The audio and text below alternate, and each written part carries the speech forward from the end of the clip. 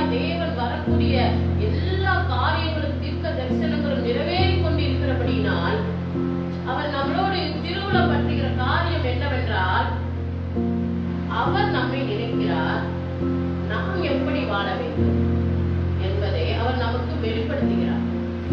கடந்த நாட்கள் எல்லாம் பார்த்தீங்க, என்னால் நீ மறக்கப்படுவதில்லை, நான் உங்களுக்காக நினைக்கும் நினைவுகள் நன்மைக்கு ஏதுவானவைகள் தான் அப்படின்னு தான். அந்த நினைவுகள், இந்த காரியங்களை அவரை குறித்து, அவர் நம்மளை குறித்து, நாம் அவரிடத்தில் எப்படி இருக்க வேண்டும் என்பதை அவர் நம்மளோடு இடைப்பட்டுக் கொண்டிருக்கிறார். இந்த நாட்களிலே அவர் கேட்கிற காரியம், தேவனை தேடுகிற உணர்வுள்ளவன். பாருங்க, அந்த உணர்வு தான் தேவன் நம்மிடத்துல எதிர்பார்க்கிறார். உள்ளான உணர்வோடு, முழு உள்ளத்தோடு தேவனை தேட வேண்டும் என்கிறதான அந்த உணர்வு நமக்குள் இருக்கிறதா இல்லையா என்பதை தேவன் நோக்கி பார்க்கிறார். தேவனிடத்துல நம்ம உள்ளான இந்த உணர்வோடு நாம் தேவனை தேடுவதற்கோ ஆராதிப்பதற்கோ அவர் சொன்ன காரியங்களை செய்வதற்கோ நமக்கு உணர்வு இல்லை என்றால் அவர் நமக்கு கொடுக்கக்கூடிய பதில் பயங்கரமா இருக்கும். அப்ப நம்ம தேவனை தேட வேண்டுங்கிற உணர்வு, வாஞ்சை, தாகம் மானானது உயிரோடு வாஞ்சித்து கதறுவது போல, தேவனே என் ஆத்துமா உம்மை நோக்கி கதறுகிறது என்று பக்தன் வெளிப்படுத்துகிறார் அந்த வார்த்தையின் மூலமாக. பாருங்க, ஒரு ஆத்மா, ஒரு மானுக்கு தாகம் எடுத்துருச்சுன்னா அது என்ன செய்யுமா? எங்க நீர் கிடைக்கும் என்று அது என்ன செய்யுமா? தாகத்தோடு வாஞ்சித்து கதறு. வாஞ்சிக்குன்னா அது அந்த தண்ணீருக்காக அது கதறும். அது போலதான் தேவனை தேடக்கூடிய அந்த உணர்வோடு தேவனை தேட வேண்டும் என்று நாம் கதற வேண்டும். கதர்னா என்ன? அது மேல மிகுதியான ஒரு வாஞ்சை. தேவன் பார்க்க எங்கிருந்து பார்க்கிறாரா? இருந்து பார்க்கிறார். தேவனை தேடுவதுனா ஞாயிற்றுக்கிழமை ஆராதனை செய்யணும். அதுல முன்னாடி வந்தாலும் சரி, லேட்டா வந்தாலும் சரி, கடைசியில வந்தாலும் சரி, எப்படியாவது என்ன செய்யணும்? ஒரு அட்டனன்ஸ். அதுதானா? அடுத்து தேவனை தேடுவது என்றால் என்ன? அவருடைய வார்த்தையின்படி அப்படியே நாம் நடக்க வேண்டும். அவருடைய வார்த்தையின்படி நடந்து அவரை தேட வேண்டும். அல்லேலூயா. வார்த்தையின்படி நடக்காமல், அவருக்கு பயப்படாமல், அவருடைய வார்த்தையின்படி கீழ்ப்படியாமல் அவரை தேடும் பொழுது அது உணர்வில்லாத. உணர்வில்லாத இது எப்படி இருக்குமா? இருள் என்பது எதை குறிக்கிறது? சாத்தானை குறிக்கிறது. அந்த இருதயத்துல என்ன இருக்குமா? சாத்தான் தான் இருக்கும். தேவனை தேடக்கூடிய உணர்வு யாரிடத்தில் இல்லையோ அந்த இருதயத்திலே சாத்தான் இருளாக இருக்கிறான். மரண இருளுக்குள் தள்ளி அந்த சாத்தான் உங்களை திரும்ப மரணத்துக்குள்ள என்ன செஞ்சிருவான்? இழுத்துட்டு போயிடுவான். மரண இருளில் இருந்து மரணமே இல்லாத ஒரு வெளிச்சத்துக்கு தேவன் நம்மளை அழைத்துட்டார், தெரிந்து கொண்டார், வேறு பிரித்தார். தாயின் கருவிலே உருவாகும் முன்னே முன் குறித்தார். அல்லேலூயா. அப்பேற்பட்ட தேவனை நாம் தேடணும். அவருடைய வார்த்தையின்படி சரியாய் நடக்க வேண்டும் என்பதை நாம் என்ன செய்யணும்? முழு உணர்வோடு செய்ய வேண்டும். அப்படி உணர்வில்லாதபடிக்கு செய்தோம் என்றால் எங்க போவோம்னா, அதுல 9ஆம் அதிகாரத்துல சங்கீதம் 9ல 17 வாசிக்கிறேன். துன்மார்க்கரும் தேவனை மறுக்கிற எல்லா ஜாதிகளும் நரகத்திலே தள்ளப்படுவார்கள். எங்க போவாங்களாம்? தேவனை உணர்வோடு தேடவில்லை என்றால் அவர்கள் துன்மார்க்கருடைய லிஸ்ட்ல போயிடுவாங்க. அடுத்து அவங்க என்ன செய்யப்படுவாங்களாம்? தேவனை மறைக்கிற ஜாதி என்று முத்திரை குத்தப்படுவார்கள். அவர்களுடைய முடிவு நரகம். நாம் தேவனை தேடுவது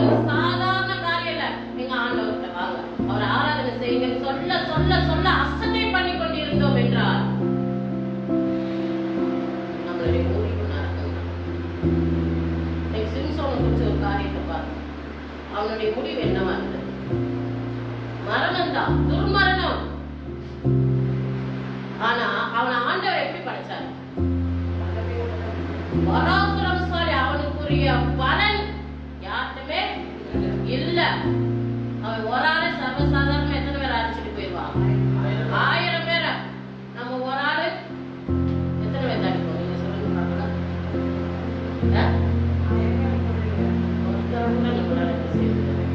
நம்மளுக்கு கீழே இருக்கிற நாய் பூனையவெல்லாம் நல்லா என்ன செஞ்சிருவோம்? அடிச்சு நிறுத்திடுவோம். நமக்கு மேல பலவான இருக்கிற ஒருத்தனை ஒரு அடி அடிக்க முடியுமா? அடிச்சா என்ன செய்வான்?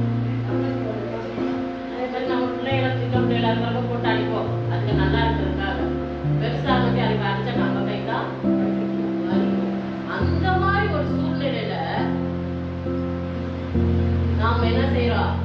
நம்மளுடைய பலன். ஆனா சிம்சோனுடைய பலன் எப்படி இருந்ததா? பராக்கிரம் செய்கிறதா இருந்தது. அப்பேற்பட்டவே தேவனை மறந்தான். அவனுடைய முடிவு மரணம். அப்ப பாருங்க, எல்லா ஜனங்களோட ஜனங்களா என்ன செஞ்சான்? மறித்து போனான். ஆனா தேவன் அவனை அதுக்காக உருவாக்கல. அவனை கொண்டு செய்ய வேண்டிய திட்டங்கள், காரியங்கள் பெரிதா இருந்தது. அவன் தேவனை மறந்ததுனால துணிகரமாய் பாவம் செய்தான். இன்னைக்கு நம்ம செய்யற ஒவ்வொரு பாவமும் நம்ம தேவனை நினைச்சுக்கிட்டு இருக்கிறோம். நம்ம பாவம் செய்யறோம் நினைக்க கூடாது. நம்ம தேவனை மறந்தனாலதான் ஒவ்வொரு பாவத்தையும் துணிகரமாய் செய்கிறார்கள். பாவம்னா என்ன அப்படின்னு கேட்டா, எது பாவம்? கட்டளையே மீறுவதே பாவம். ஒரு சகோதரிட்ட பேசிட்டு இருக்கப்போ ஒரு காரியத்தை சொன்னாங்க. அந்த வார்த்தை நான் பேசினதுக்கும் அந்த வார்த்தை சரியாய். நியாயப்பிரமாணத்தை மீறுவதே. அந்த வசனத்தை எடுத்து வாசிங்க. எதுல இருக்கு தெரியுங்களா? பரவாயில்ல, நல்லா படிச்சிருக்கீங்க. படிக்காதவங்களா எங்க இதுக்குதான் உங்களை என்ன செய்யறது? படிக்க சொல்றது. தயவு செய்து இது கடைசி காலம். சொல்லக்கூடிய காரியத்துக்கு கீழ்படியுங்க. வேதத்தை படிங்க. நீங்க ஓடி ஓடி சம்பாதிக்கிறது, நீங்க ஓடி ஓடி சேர்த்து வைக்கிறது, நீங்க என்ன விதமான வாழ்க்கையை வாழ்ந்தாலும் அது உங்களுடைய வாழ்க்கைக்கு பிரயோஜனமே இந்த வேத வாசகதான். பாவம் செய்கிற எவனும் நியாயப்பிரமாணத்தை மீறுகிறான். பாவம் செய்கிற எவனும் நியாயப்பிரமாணத்தை மீறுகிறான். அடுத்து நியாயப்பிரமாணத்தை மீறுவதே பாவம். நியாயப்பிரமாணத்தை மீறுவதே. ரெண்டு விதமா அந்த ஒரு வசனமே எப்படி சொல்லப்பட்டிருக்கிறது? பாவம் செய்கிறவன் நான் பாவம் செய்யலைன்னு சொல்ல முடியாது. நியாயப்பிரமாணத்தை மீறினால் அது பாவம். அடுத்து நியாயப்பிரமாணத்தை மீறுவதே பாவம்.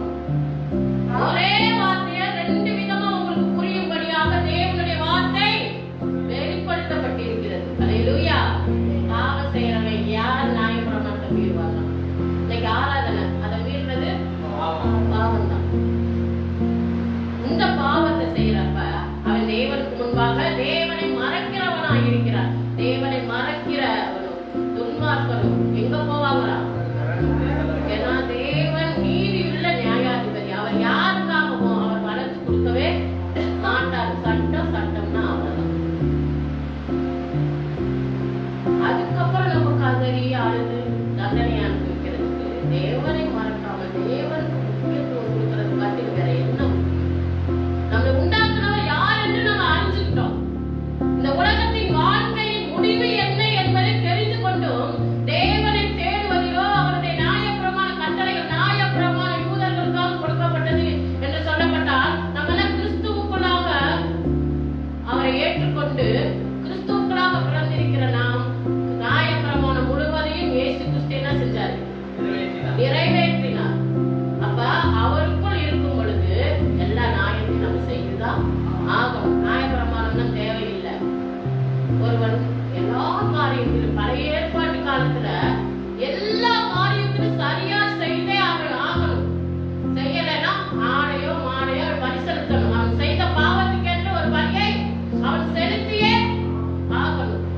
ஆனா இன்னைக்கு கிறிஸ்துவுக்குள்ளாக நம்ம வந்தது நிமித்தமாக நமக்காக அவர் என்ன செஞ்சிட்டார்? பலியாயிட்டார்.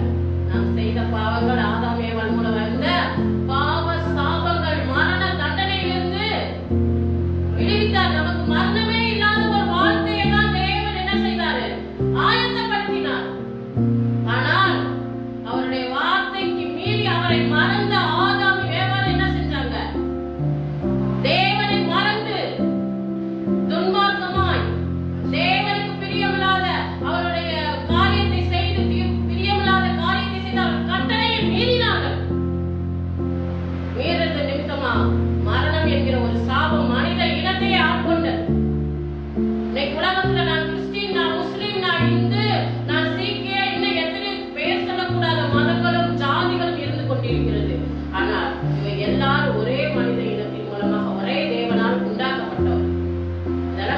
நமக்கு தெரியும்.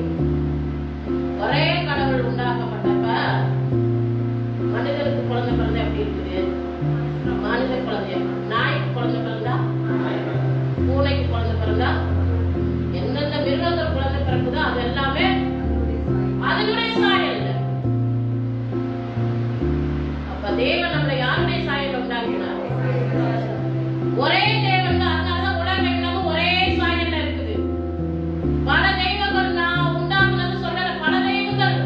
ஒவ்வொரு மனிதனை என் தெய்வம் என்னை உண்டாக்குனது, உன் தெய்வம் உன்னை உண்டாக்குனது சொன்னோம்னா வேற வேற மாதிரி தானே இருக்கணும். யோசித்து பாருங்க. எல்லா கடவுளும் ஒரே மாதிரி சொல்ல முடியுமா? ஒரே கடவுள் தான். அப்ப எல்லா கடவுளும், எங்க கடவுள் உங்களை உண்டாச்சு, உங்க கடவுள் உங்களை உண்டாக்குச்சுன்னா நம்மளுடைய படைப்புகளே என்ன இருக்கணும்? வேற மாதிரி இருக்கணும். அதுதான் இதுதான் நமக்கு சாட்சி. எல்லா மனிதனும் ஒரே தேவனால் உண்டாக்கப்பட்டவர்கள். அப்ப உண்டாக்கப்பட்ட தேவனை நாம் மறப்பதற்கு நாம் இருதயத்தில் துணிகரம்